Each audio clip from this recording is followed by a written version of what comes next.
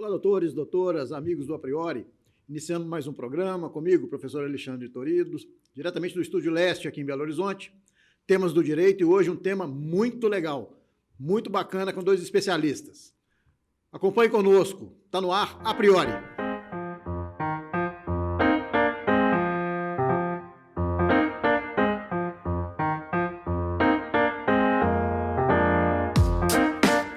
Doutores, doutoras, amigos do A Priori, iniciando mais um programa, mais um tema muito especial. Inicialmente agradeço a você que está inscrito no nosso canal, tem acompanhado os nossos vídeos, tem compartilhado todo o nosso conteúdo, conteúdos muito relevantes para o nosso mundo do direito, e hoje não vai ser diferente, um tema muito bacana. Agradecendo à Faculdade ASA pela parceria do A Priori, uma parceira do A Priori já há alguns meses. Tenho uma honra muito grande de fazer parte daquela instituição, do corpo docente daquela instituição. Vamos falar muito sobre a Faculdade ASA ainda dentro desse programa. Agradecendo o Estúdio Leste, parceiro do A Priori, que nos acolhe sempre com muita técnica, com muita qualidade. Você quer gravar o seu podcast? Quer dar o seu curso? A sua aula online? Procure o Estúdio Leste. É muito bacana a estrutura do Estúdio Leste e muito diferenciado. Então, você tem que conhecer a estrutura técnica e física do Estúdio Leste para o seu curso, para o seu podcast. Os contatos estão na tela para você. E, pessoal, a gente inicia o nosso programa e um tema muito especial e muito atual, principalmente, porque nós vamos falar dos crimes de violência contra a mulher.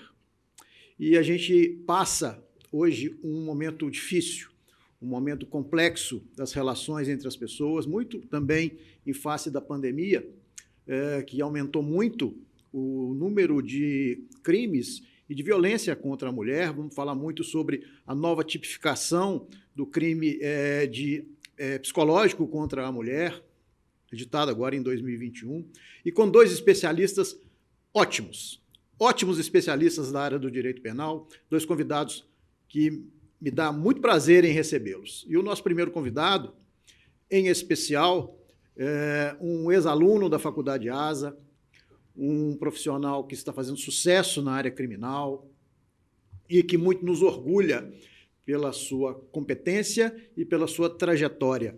Estou falando do Dr. Clemilson Coutinho Antunes.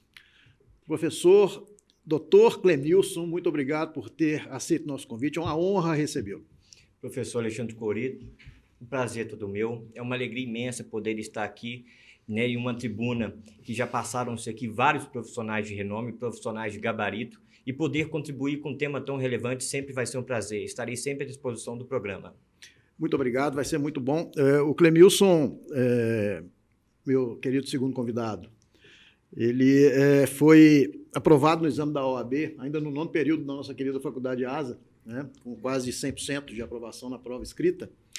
E é muito bom termos aí uma prata da ASA, né? Muito nos orgulha. Professor Jorge Patrício, prazer recebê-lo mais uma vez. Sem dúvida alguma, Alexandre Torido. É um prazer estar aqui mais uma vez com o Clemilson, com você, fazendo parte desse programa, que eu já me sinto muito à vontade de estar aqui.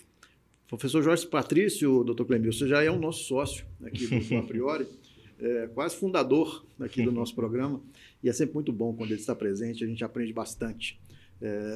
E, amigos, vamos falar um pouquinho sobre esse tema, crimes de violência contra a mulher. Doutor Clemilson, o senhor como criminalista pode nos trazer aí muita experiência, né, com relação a isso, mas é importante a gente enfatizar o aumento, né, que a gente tem percebido nos crimes contra a mulher, o Estado se movimentando aí para poder se estruturar para poder gerar uma certa punição, enfim.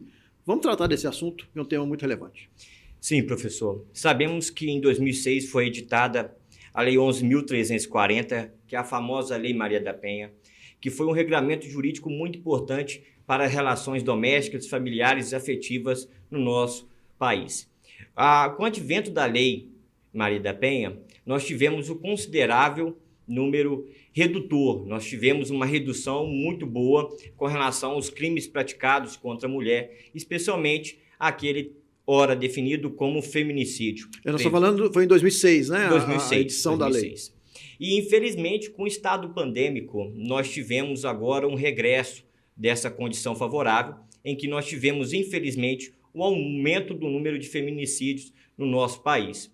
Muito se discute as causas, né? Mas uma corrente vem dizer que com as medidas protocolares do estado pandêmico, como o distanciamento social, o trabalho home office, os agressores que antes praticavam crimes menos graves, crime de ameaça, crime de constrangimento ilegal, crime de lesão corporal, estando agora mais tempo com a vítima, com a mulher, esses agressores estão avançando na gravidade do delito, chegando até a praticar um grave e trágico crime de feminicídio. E daí, muitas das vezes, essa corrente majoritária vem dizer que esse maior tempo que o agressor está passando com a vítima, infelizmente, ele está tendo como motivação de ultrapassar os próprios limites, chegando até a praticar o crime de feminicídio. E daí nós temos o triste número de aumento de feminicídio, o que cobrou-se do legislador medidas mais enérgicas no tratamento da violência doméstica. Professor Jorge, além da questão pandêmica, a questão social aí, ela influi bastante. Sem dúvida alguma. A questão social, Torildo, é sempre uma questão inteira. É preciso nós entendermos que nós vivemos em um sistema. E tudo que é sistemático depende de todas as suas peças. Se você pegar, por analogia, um automóvel, ainda que ele esteja completamente novo e com 99% das suas peças, se uma pequena mangueirinha não conectar o combustível, o sistema inteiro se perde. E o sistema Brasil como um todo, ele é um sistema extremamente problemático e cheio do que eu poderia aqui jocosamente falar, que são as gambiarras. Nós temos um nível intelectual educacional baixo da nossa população, muito baixo, e temos uma crise política muito séria, né? Todos nós podemos perceber hoje, todos os nossos poderes eles estão em crise. O nosso judiciário está em crise, o nosso legislativo está em crise e o nosso executivo está em crise. A desarmonia dos três poderes. A desarmonia dos três poderes junto com o corpo social. Ou seja, o Brasil é um país que vive um estado febril, um estado colapsal. E isso é importante para nós entendermos se nós estamos compreendendo bem os problemas. Isso é fundamental, porque você só pode prescrever uma boa medicação, uma medicação que funciona, quando você faz um bom diagnóstico.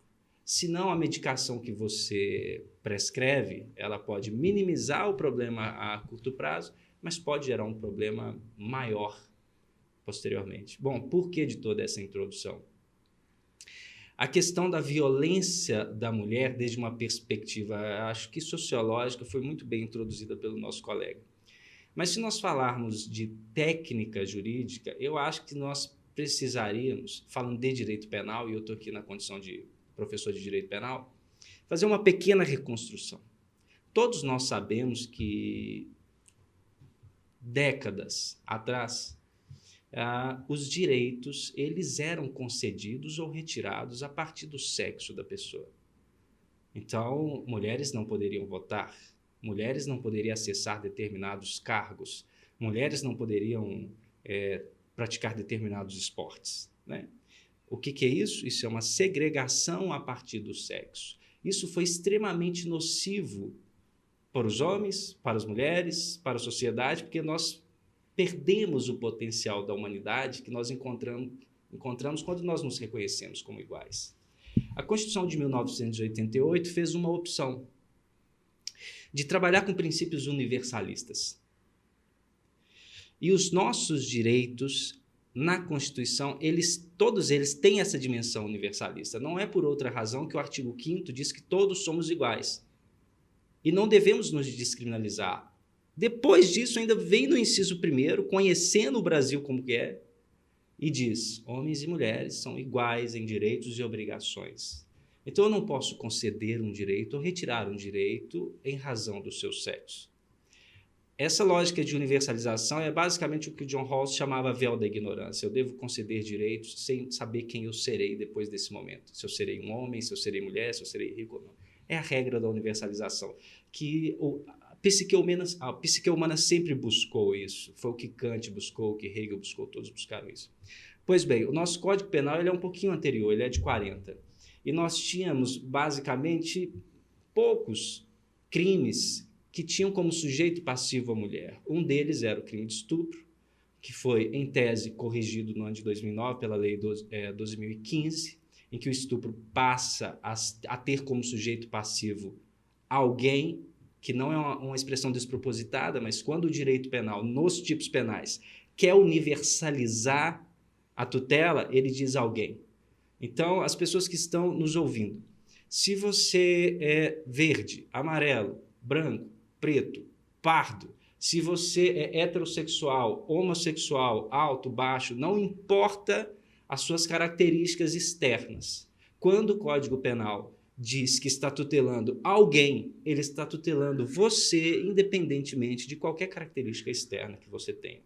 E o estupro passa a ter como sujeito passivo alguém. A outra figura era uma figura mais velha, um pouco mais antiga, era o crime de sedução. Né? O crime do Dom Juan, que mantinha relação sexual com a menor de 18 anos. Dispositivo revogado, tendo visto a alternância de costumes. De modo que o Código Penal não tinha nenhum tipo penal que tinha o sujeito passivo definido em razão do sexo. Era sempre alguém. O seu patrimônio vale tanto quanto o meu. Sim. A sua vida vale tanto quanto a minha. E isso não depende, obviamente, nem do sexo, nem do gênero, nem da cor. Fato é que, então, o Brasil começa a sofrer influxos políticos que toma a seguinte medida: afasta a ciência do processo legislativo. Então, os bons professores de direito penal do país, eles não são mais convidados na hora de elaborar a legislação. E quando são absolutamente ignorados, espera ele falar o que tem para falar e chama outro qualquer para endossar a proposta que é meramente política. Nesse campo, o crescimento do feminismo enquanto um dos braços de um campo político no Brasil começou a editar algumas leis que discursivamente e aparentemente eram muito interessantes, mas apenas para quem não percebe muito bem o que tem por dentro. É um baile de máscaras, que você não sabe quem é, mas para você saber qual é a verdade, você precisa chegar um pouco mais perto, tirar a máscara, ouvir a voz para saber o que efetivamente tem ali dentro. Bom, nesse sentido, a Lei Maria da Penha ela é editada, a Lei 11.340, e ela passa por um forte questionamento de constitucionalidade. O Supremo Tribunal Federal declarou que a lei era constitucional, muito embora ela não o fosse efetivamente, porque o próprio pressuposto dela na Constituição, ela diz: essa lei é válida em razão do artigo 226, parágrafo 8º da Constituição. E ele não diz que deve ter uma tutela específica para um sexo. Ele diz que todos os membros da família, quando estiverem numa situação de fragilidade, deve haver uma tutela do Estado. Sim. Então, seja o homem, seja a mulher, seja um deficiente, seja qualquer pessoa, alguém que esteja com depressão, alguém que tem um transtorno psicológico, e ele é o mais fraco naquela relação doméstica e familiar, o Estado deve prestar atenção e tutelar, em absoluta concordância com o artigo 5º, caput, inciso 1º e toda a lógica de universalidade. Ocorre que o Supremo Tribunal Federal teve a oportunidade de dizer que a expressão mulher deveria ser entendida como polo mais fraco, não o fez e criou alguns problemas, porque nós sabemos que houveram alguns estados que estavam aplicando analogicamente a Lei Maria da Penha para casos em que homens com problemas estavam enfrentando violência doméstica e familiar em casa. Ok, o Supremo Tribunal Federal não declarou inconstitucional, a lei seguiu adiante e fazemos o que podemos fazer. Eu não vou falar de estatística, porque existem muitas estatísticas, existe uma verdadeira confusão, mas muitas dessas estatísticas mostravam que a Lei Maria da Penha não conseguiu produzir uma redução na criminalidade contra a mulher, porque efetivamente isso é um problema social e não é um problema legal. No que tange aos novos tipos penais, feminicídio e agora o 147B, que fala da violência psicológica contra a mulher, é preciso entender que, na nossa história constitucional recente, a mulher nunca passou por uma falta de tutela em termos de tipo penal, porque a expressão sempre foi alguém. Mas o discurso político, quando você escuta, a impressão que você tem é que agora a mulher tem uma tutela penal. Agora matar a mulher é crime. Agora a violência contra a mulher é crime. Quando, na verdade, matar alguém, para falar da história recente, desde 1940, é crime contra a mulher. E nós poderíamos ter no contexto real várias qualificadoras aplicáveis para termos pena alta. A violência psicológica, agora o 147B, que fala da reputação da mulher. Calúnia, difamação e injúria sempre foram crimes comuns, ou seja, praticados contra qualquer um e passíveis de serem praticados por qualquer um. O que nós temos em curso, na verdade, eu acho que é preciso que fique claro isso, que os problemas de efetividade de garantias penais não pode ser entendido como ausência de tipicidade penal. Então, nós poderíamos ter delegacias para a tutela da mulher sem que tivéssemos alteração legislativa. Delegacias de assistência, de compreender bem o problema. Porque se eu tiver 90% de violência doméstica contra a mulher, um tipo penal que fala da mulher ou que fala alguém, aplica-se da mesma forma. Então, eu acho importante essa introdução de mostrar que hoje nós temos poucos tipos penais que têm como sujeito passivo a mulher, porque efetivamente essa não é a tendência e nunca foi, não corresponde ao postulado universalista de conceder direitos iguais a todos. Nós temos até uma pergunta de uma aluna da Faculdade ASA ligada à questão dos tipos penais e também com relação à aplicabilidade efetiva da Lei Maria da Penha, né? Nós vamos falar, inclusive, daqui a pouco sobre se questiona efetivamente a aplicação da Lei Maria da Penha e se ela é aplicada de forma efetiva em termos de prender o cara, né? Vamos colocar bem para quem está nos vendo, né?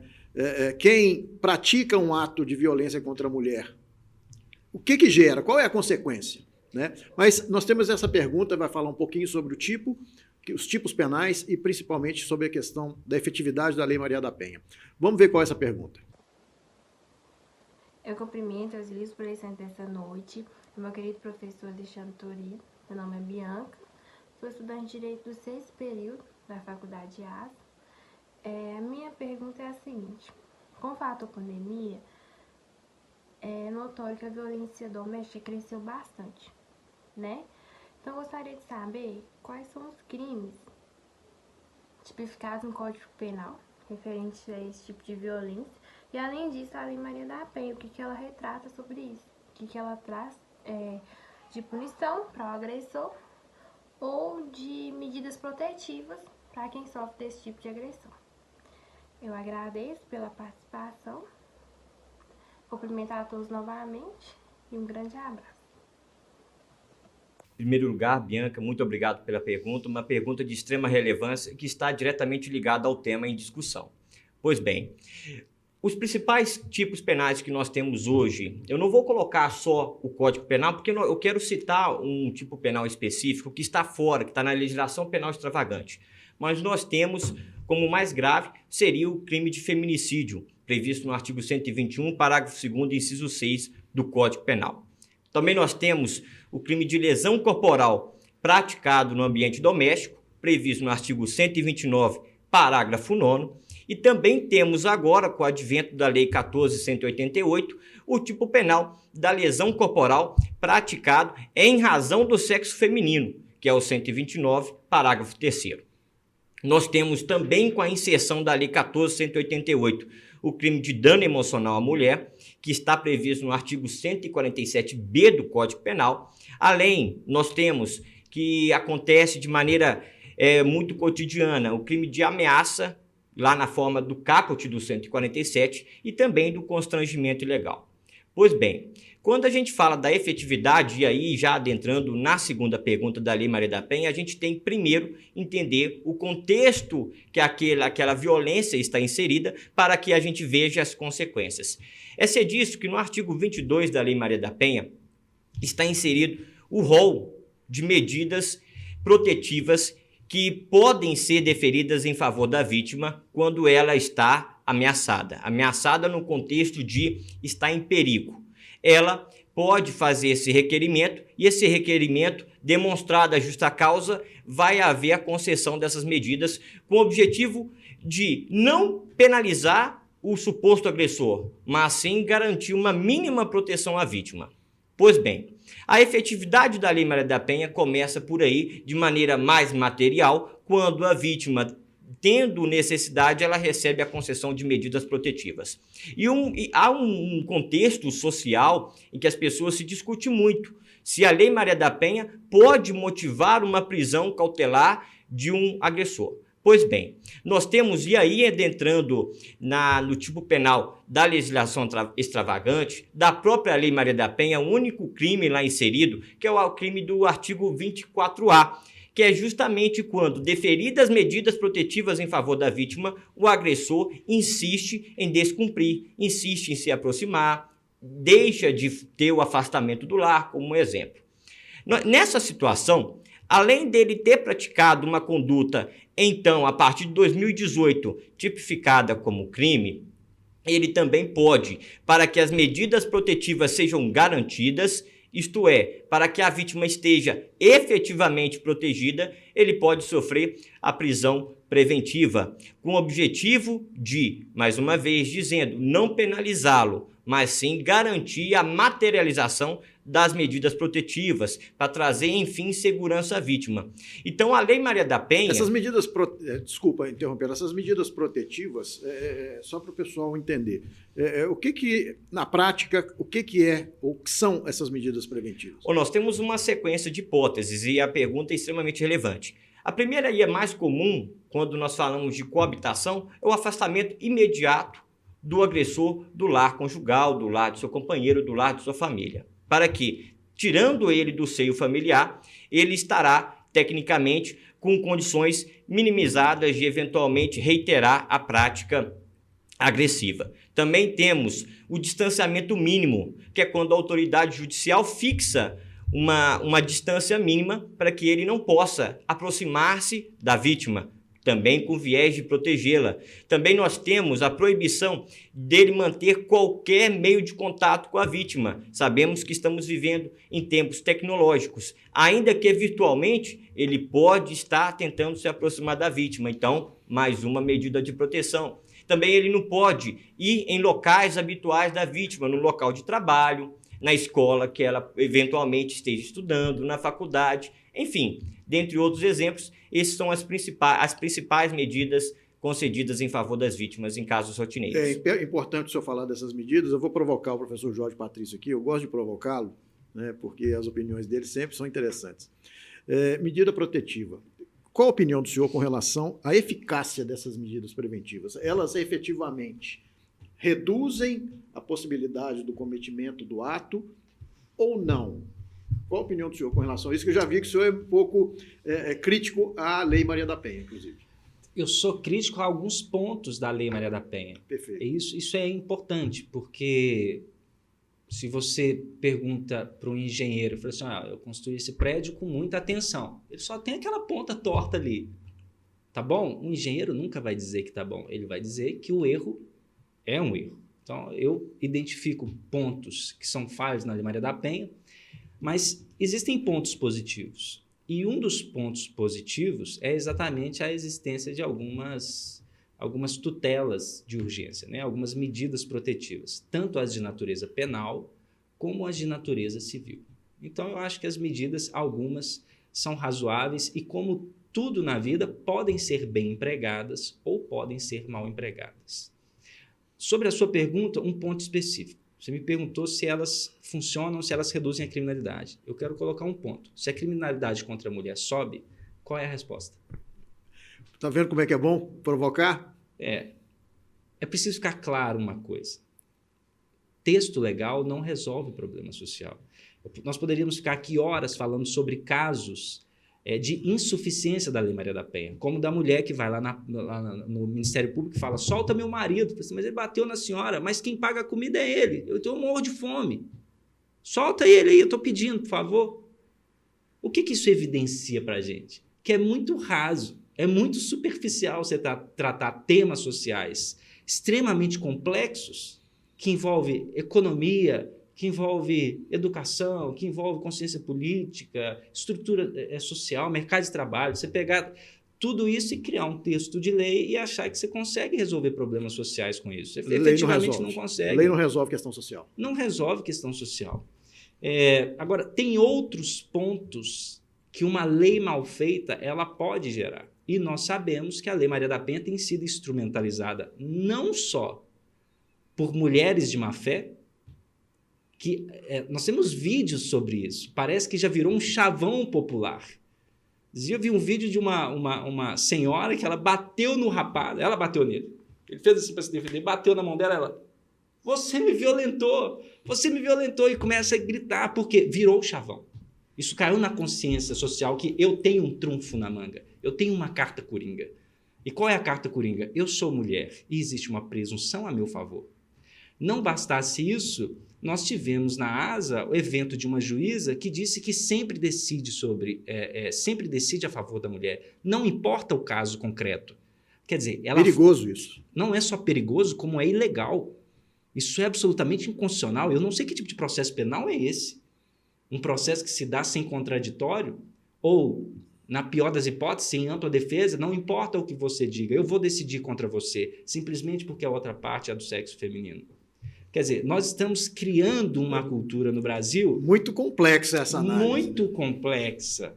E o que acontece? Jorge, o que cria isso? O que traz de volta esse Fred Krueger? Esse pesadelo? O que traz de volta? Trazer de volta a separação de direitos e deveres a partir do sexo que nós temos. Essas presunções nunca deram certo. Elas sempre nos carregam para o passado. Sempre. Qual é o caminho? Independente de quem somos, em razão de sermos humanos, termos acertos e falhas. Essa condição nos une e nos assemelha. Esse é o grande ponto. Nos separar, por qualquer razão, nos leva à derrota. Isso é inevitável. Portanto, nós vamos ver, sim, a criminalidade crescendo, nós vamos ver, sim, uma separação e uma disputa entre homens e mulheres crescendo, porque quando nós nos separamos, não há outro caminho a seguir. Esse é o caminho que nós estamos seguindo. Eu acho importante a gente analisar por um outro viés também, prático, com relação à impunidade, né? Medidas protetivas, Lei Maria da Penha, agora o novo tipo penal do crime psicológico contra a mulher, mas isso não tem inibido, pelo que se verifica aí na mídia, se verifica aí no Estado, não tem inibido a prática do ato, né? Isso significa que o homem se julga ou julga o Estado que não vai puni-lo por esse ato? O que você acha? Olha, trata-se também de uma questão social. Infelizmente, existe um ditado grosseiro que no país Brasil não temos lei. Ao contrário, nós temos muitas leis. O problema é que elas são pessimamente aplicadas. E esse exemplo aqui, voltando um parêntese que o professor Jorge colocou, essa ideia de que sempre vamos decidir em favor da vítima, é um crescimento jurisprudencial que a gente verifica. Particularmente, sou contra e tento combater muito isso, que é a valoração probante dos depoimentos de vítimas, independentemente, muitas das vezes, do contexto lá inserido. Isso você provoca inúmeras anomalias processuais, desde uma eventual violação de um direito até uma eventual prisão cautelar. Quando nós falamos de sensação de impunidade, nós temos, em primeiro lugar, um texto grosseiro trazido pela sociedade que não se aplica. Até porque, quando a gente fala da Lei Maria da Penha, no contexto geral, em crimes considerados como de menor potencial ofensivo, existem medidas despenalizadoras, como exemplo, transação penal. A Lei Maria da Penha, especificamente seu artigo 41, veda a concessão de medidas despenalizadoras, ou seja, um instituto jurídico previsto na Lei 9.099, que vem despenalizar determinada conduta criminosa, a Lei Maria da Penha vem vedar a aplicação desse instituto, tentando mostrar que não há impunidade. O que nós temos é que esses agressores, acreditando muitas das vezes na impunidade, eles acabam insistindo na reiteração de medidas agressivas à vítima, não só na sensação de impunidade, muitas das vezes em crer que a vítima não vai denunciá-lo, em crer que a medida grave de uma prisão não vai acontecer. Então, o contexto social que a gente insere nessa situação, ele extrapola muito a sensação de impunidade. É mais uma situação que o agressor, ele acredita que aquela conduta não vai ser denunciada, ele acredita que pode existir, às vezes, até uma reprimenda penal, mas que ele vai pagar em prestação pecuniária, ele vai pagar em prestação de serviços comunitários, mas não. O ordenamento jurídico brasileiro, ele prevê a possibilidade da prisão, que, ao meu ver, é a mais grave que nós temos, que é a prisão preventiva, para aquela pessoa que reitera e insiste em descumprir medidas protetivas. Então, esse contexto da impunidade, ele tem que ser uma discussão muito específica, porque no meio social, ainda que possa existir, eu não vejo isso como uma justificativa para o aumento da criminalidade no âmbito doméstico. E nós temos a questão pandêmica, né? Sem falar que boa parte desses crimes, eles são crimes passionais e são chamados crimes de ímpeto. O que é o crime de ímpeto? O crime de ímpeto é aquele crime que se dá por um estado de ânimo exaltado. Ele é diferente, por exemplo, de um crime de lavagem de dinheiro. No meio de uma briga, vamos falar assim. No meio de uma discussão, de um exaltar. E nesse momento de exaltar os ânimos, a racionalidade ela sai pela porta. Então você não vai calcular sobre punidade ou impunidade, você simplesmente não suporta mais aquele contexto e acaba entrando numa briga. E a questão da pandemia, ela agrava isso. Majorou muito isso, né? Majorou muito. Deixa eu fazer de crimes aumentou bastante, né? Quero fazer um comentário, Tori, de uma pesquisa aqui, porque realmente eu tenho interesse em saber essa pesquisa. O crime de feminicídio, ele traz a forma qualificada do homicídio e vai dizer, em uma de suas hipóteses, quando se pratica o homicídio contra a mulher em razão da condição de mulher. Ou seja, o sujeito mata a vítima por quê? Você é mulher e eu vou te matar porque você é mulher. Vocês já viram alguma hipótese dessa? Conhece assim, falar assim? Não. Tá passando ali. É homem ou mulher? É mulher. Não, então eu vou matar. Não conheço. Não vi também. Isso é o chamado direito penal simbólico. É por isso que eu digo que é um baile de máscaras. Você precisa tirar a máscara para saber o que tem ali de trás. Senão, tudo que você vê são ilusões e fantasias. São discursos políticos segregacionistas e muito maliciosos para dar a entender, se alguém lê o Código Penal hoje, vai dizer, você é mulher? Sou. Não saia na rua, porque tem gente que se vê mulher, mata. É isso que o nosso Código Penal está dizendo. É um problema muito complexo, muito grave isso que você está colocando. É muito complexo. Eu fico imaginando quem é constitucionalista há mais tempo, está um pouquinho atrás da nossa geração, trabalhou em 88, deve ter desgosto, porque a Lei Maria da Penha ela traz, salvo engano, esse artigo 4º ou 6º, um texto que diz o seguinte: a violência contra a mulher viola os direitos humanos. Assim, poxa, vocês descobriram isso agora? A impressão que dá é que o sistema constitucional brasileiro não reconhecia a mulher como ser humano. Ou seja, os direitos, ou a defesa contra os crimes da mulher nasceram a partir de 2006. A partir de 2006, assim, o direito civil, as obrigações contratuais, toda a rede de obrigação civil, ela não tutelava a mulher, mas agora a gente vai cuidar disso. Ora, isso é uma bela de uma brincadeira de mau gosto. E se alguém quer proteger os direitos da mulher com seriedade, o campo não é o campo da invencionice legislativa, mas um campo muito sério de políticas sociais e de efetividade de garantias fundamentais, e não de bandeiras políticas com discursos muito falsos e mal arranjados. É um tema bem instigante esse sobre os crimes contra as mulheres, e muito polêmica a intervenção do professor Jorge, como sempre, né? Mas muito inteligente ao mesmo tempo. Professor Jorge, a Faculdade ASA esse ano 20 anos. 20 anos. A gente queria conhecer um pouquinho mais do professor Jorge. O que o professor Jorge pode nos dizer sobre o professor Jorge? O professor Jorge. O professor Jorge é um rapaz do interior que se apaixonou pelo direito, estudou no sul de Minas, fiz mestrado pela PUC do Rio de Janeiro, tive uma experiência com direito penal na Alemanha, na Universidade de Göttingen. Tive aulas lá com Klaus Roxin, maior penalista do mundo, com o Jacobs, do direito penal do inimigo, que as pessoas não gostam muito, mas não gostam porque não entendem, é um grande penalista. Passei por algumas faculdades em Belo Horizonte, fiquei um bom tempo na Pontifícia Universidade Católica e tive a sorte e a alegria de ir, por meio da professora Cirlei, para a Faculdade ASA. né, onde eu tive a sorte de encontrar amigos como você, Torito.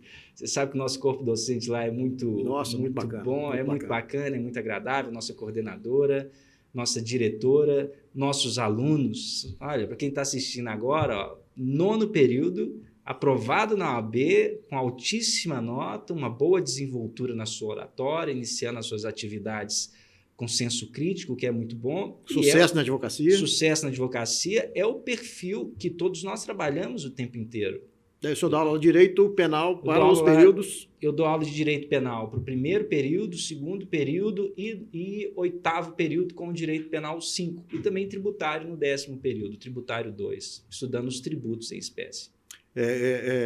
Vem após o tributário 1, cujo esse professor aqui leciona para o 9º período. Vendo, né? Nós somos uma dupla. Então, nós estamos na sequência. Só eu acho ainda que o direito civil é melhor que o direito penal, como os meus alunos já sempre escutam na sala de aula, né? Com todo respeito ao direito penal. Nós sabemos que esse devaneio é bem comum entre os civilistas apenas. É um devaneio questionável, né? Mas, enfim. Nós temos um vídeo institucional, doutor Clemilson, da faculdade que o senhor estudou, que muito nos honra a sua presença exatamente por isso. Logo em seguida, nós temos uma pergunta, professor Jorge, exatamente sobre o novo tipo penal, que é o crime psicológico contra a mulher, né? Vamos falar um pouquinho sobre isso, tá bom? Vamos ver o vídeo e logo em seguida a pergunta da nossa aluna. A Faculdade ASA em Brumadinho está entre as melhores instituições de ensino do país, pela sua qualidade de ensino, infraestrutura e projeto pedagógico. Aqui você encontra ensino com qualidade assegurada pelo MEC. Cerca de 90% dos professores são mestres e doutores com ampla experiência no mercado de trabalho. Oferecemos cursos de graduação, técnicos, extensão e pós-graduação. Temos diversos laboratórios para as aulas práticas, os quais foram projetados e construídos para o melhor aprendizado dos nossos alunos. Através da parceria com a FAPEMIG, oferecemos bolsas de iniciação científica aos alunos da graduação. A Faculdade ASA possui metodologia ativa e coloca os estudantes como principal agente de aprendizagem. Possuímos também transporte gratuito para os alunos da graduação. Diga sim para o seu futuro, venha para a Faculdade ASA.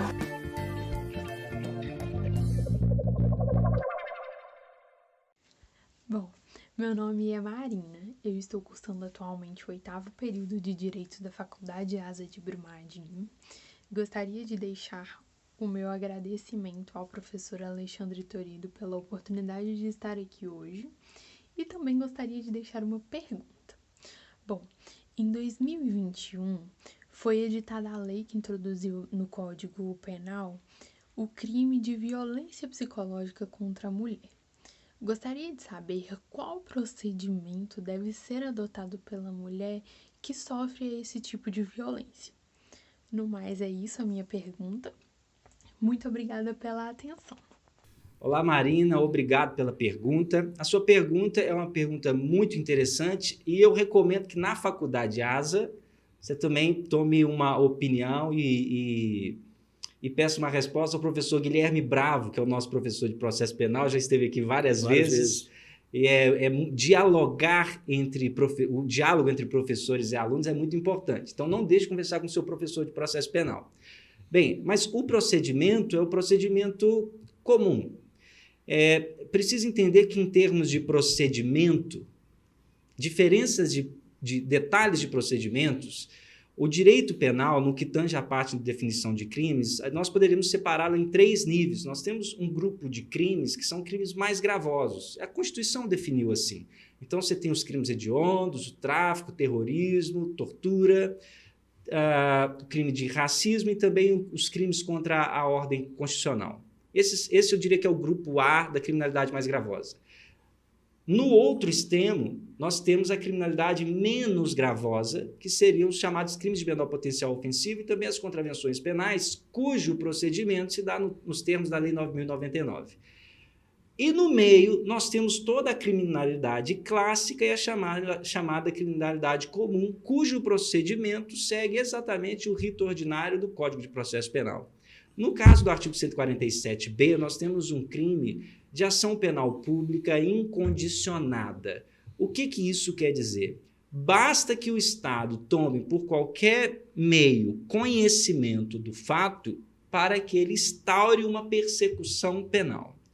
Esse conhecimento ele pode se dar por terceiros ou pode se dar pela própria vítima, por meio de uma notícia-crime.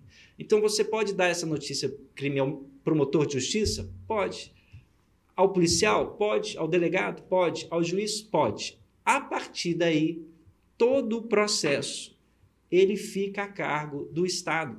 Lembrando que o direito penal é um ramo do direito público.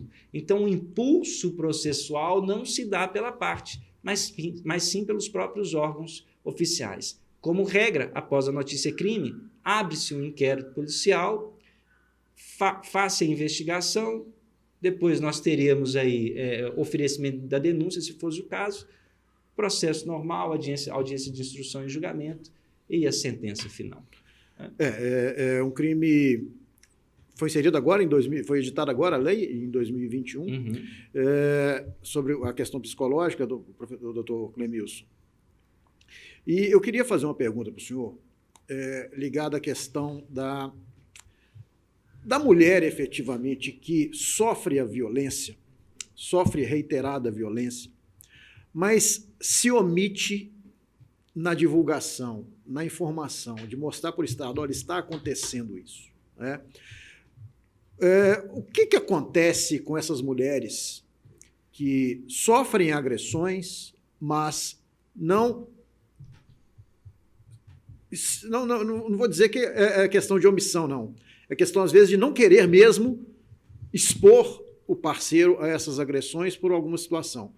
O que o senhor imputa essa situação aí de inibição de determinadas mulheres em fornecer ao Estado a informação do crime? Então, professor, nós temos aí alguns exemplos clássicos de hipóteses em que a vítima deixa de denunciar. A mais conhecida é por medo.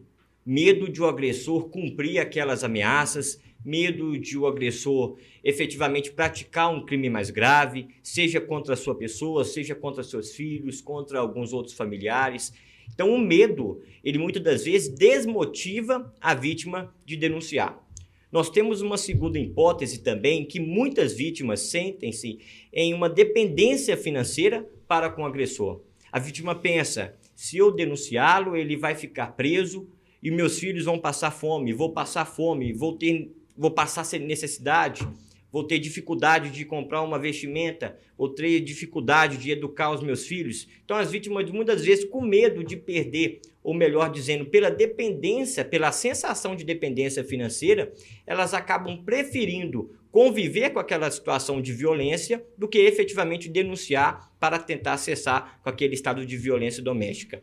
E nós temos uma terceira hipótese, pouco falada, mas que, ao meu ver, muito importante também, que muitas das vezes a vítima, seja por N fatores, acaba sentindo uma carência de, se eu denunciar, eu vou perder meu esposo, ainda que ele é uma pessoa extremamente agressiva, é uma pessoa que, hora ou outra, está me dando apoio, está me trazendo algum auxílio. É uma carência que eu diria mais de um caráter sexual mesmo.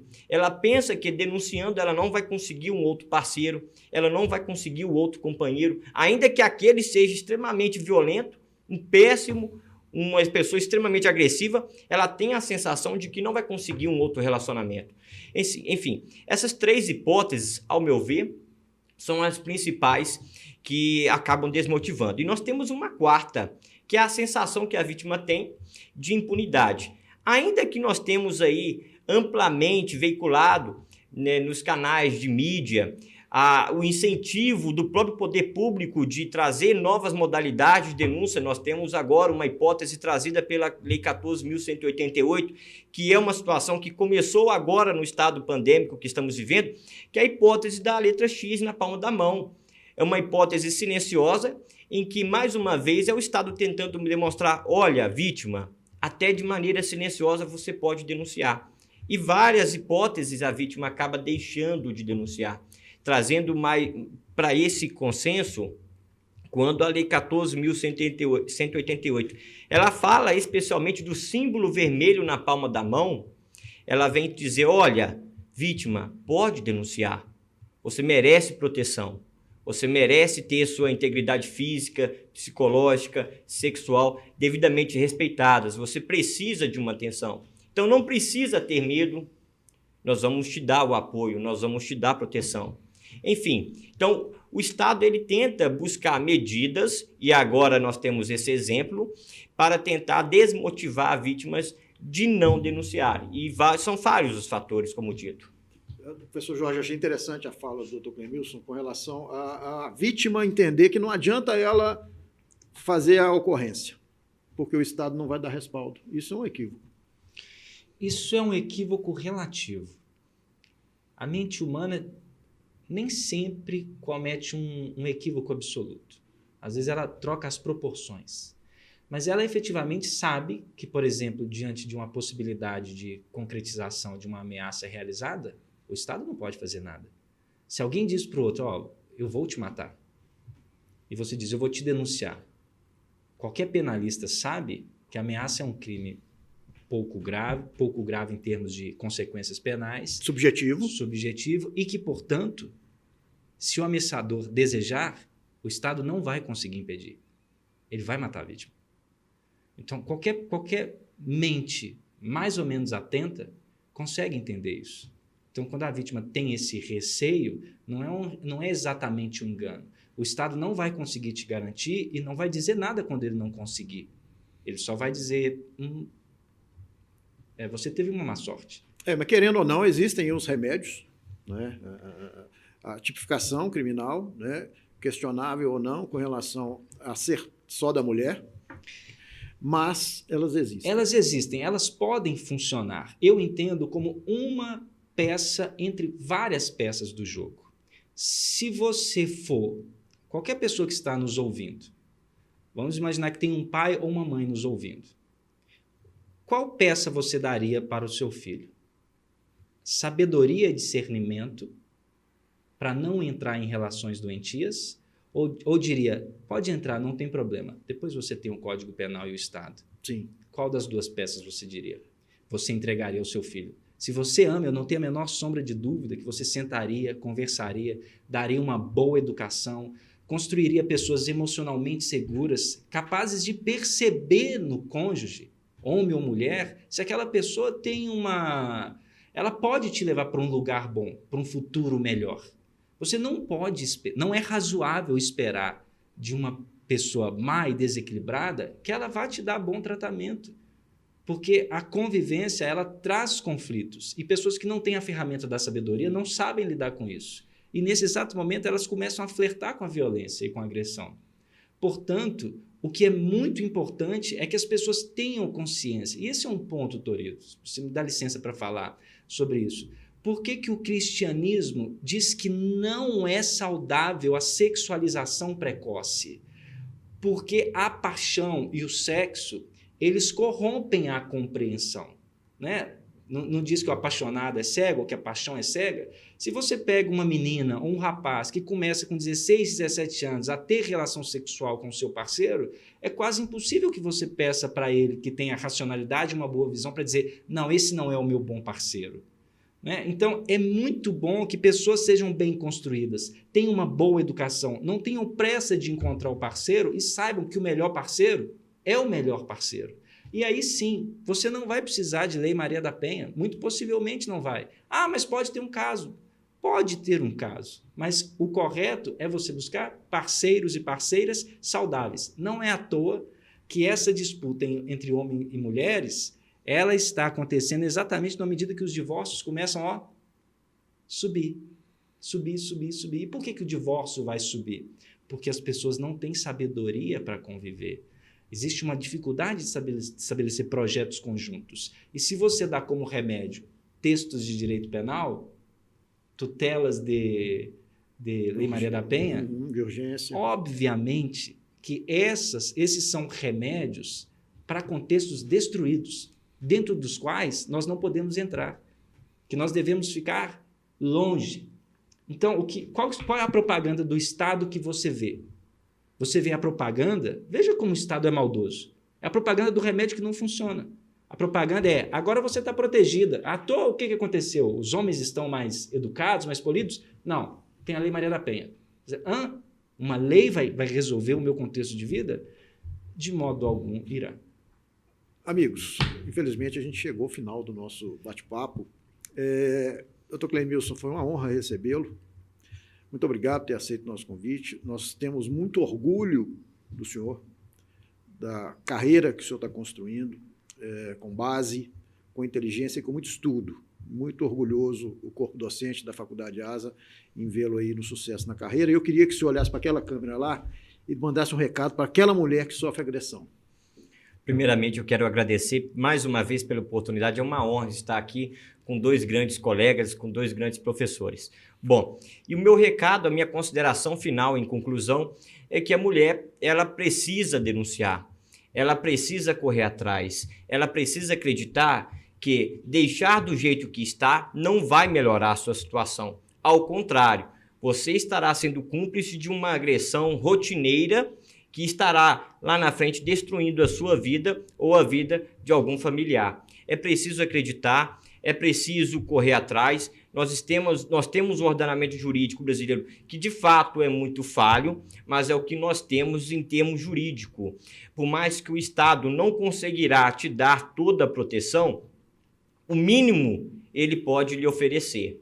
Então, é a minha consideração final. E, mais uma vez, professor, muito obrigado. Eu quero agradecer a Faculdade ASA e o programa A Priori pelo espaço. Sem sombra de dúvidas, é um orgulho poder dizer lá fora, no dia a dia de trabalho, que eu me formei na Faculdade ASA e quero ser espelho para outros colegas. E digo, não sou o caso isolado. Na minha turma, que formou no segundo semestre de 2018, nós tivemos vários exemplos de alunos que também foram aprovados no exame da OAB ainda no 9º período. Sem dúvida. Então, isso é motivo de muito orgulho para mim, em saber que eu me formei num lugar apropriado e que oferece, de fato, condições para seus alunos. Obrigado. Professor Jorge, mais uma vez, muito obrigado. Mesma pergunta. O que o senhor fala para uma mulher que sofre agressão? Mulher que sofre agressão. Se tiveres que pedir algo a Deus, peça sabedoria. Peça sabedoria para que você possa seguir o caminho certo. Nesse caminho certo, algumas ferramentas estarão à sua disposição. Uma delas, sem dúvida, é a pequena ajuda que o Estado pode te dar. Mas lembre-se sempre que só Deus poderá colocar os seus pés no lugar certo. E quando eu falo Deus, eu não falo de uma figura mitológica e simbólica. Aquele Deus que se manifesta como sabedoria, como decisão correta, como decisão de ter uma vida respeitada, você respeitar a sua dignidade humana e saber reconhecer o valor que você já sabe que tem e de não conviver com pessoas tóxicas. Busque apoio em bons amigos, busque apoio na sua família, saiba onde ir, saiba o que ouvir, se alimente daquilo que te faz bem e use as medidas legais como um auxílio, como uma forma que o Estado tem de contribuir no seu processo de libertação e de encontro com a sua felicidade. Aos meus alunos da Faculdade ASA, vejam no colega um espelho, um exemplo daquilo que espera por vocês. Nós, Faculdade ASA, trabalhamos para que vocês brilhem e brilhem muito, como estrelas no céu. Um abraço a todos e um abraço ao meu grande amigo, que eu sempre fico muito feliz de vir aqui, Alexandre Torino. Grande amigo Jorge, muito obrigado mais uma vez. Pessoal, chegamos ao final de mais um programa. É um programa extremamente instrutivo, informativo. Nós temos lei questionáveis, nós temos um problema sério e não se omita. Não se omita. O Estado pode ajudar? Sim, mas você pode se ajudar ainda mais. Esse é o recado que o A Priori deixa para você hoje. Agradeço a cada um que acompanhou o nosso programa. Gostou? Compartilhe esse conteúdo muito relevante, muito atual. Agradeço aos nossos alunos, a Bianca, a Marina, pelas perguntas. Um grande abraço aos nossos alunos da Faculdade ASA. E fica aí mais um programa A Priori. É a sua obrigação também compartilhar.